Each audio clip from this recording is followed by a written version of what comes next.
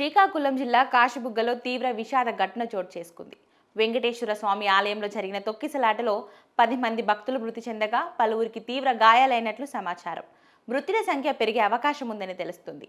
కార్తీక ఏకాదశిని పురస్కరించుకొని కాశీబుగ్గ వెంకటేశ్వర స్వామి ఆలయానికి భక్తులు భారీగా పోటెత్తారు.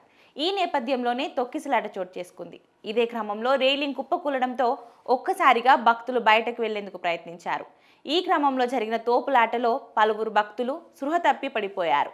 ఘటనా స్థలంలో సుమారు 10 మంది మృత్యువాత పడ్డారు. ఈ ఘటనలో మృత్యులంతా మహిళలే.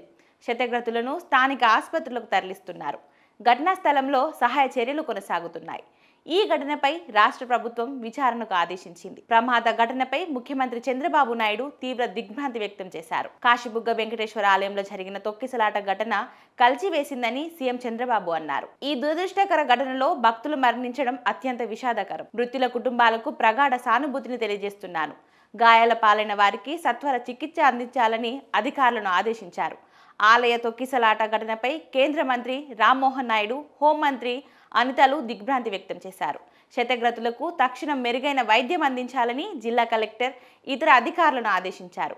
మరోవైపు ఘటనపై ప్రధాని నరేంద్ర మోదీ దిగ్భ్రాంతి వ్యక్తం చేశారు. మృతుల కుటుంబాలకు 2 లక్షల చొప్పున ఎక్స్గ్రేషియా ప్రకటించారు. గాయపడ్డ వారికి 50,000 పరిహారం ప్రకటించారు.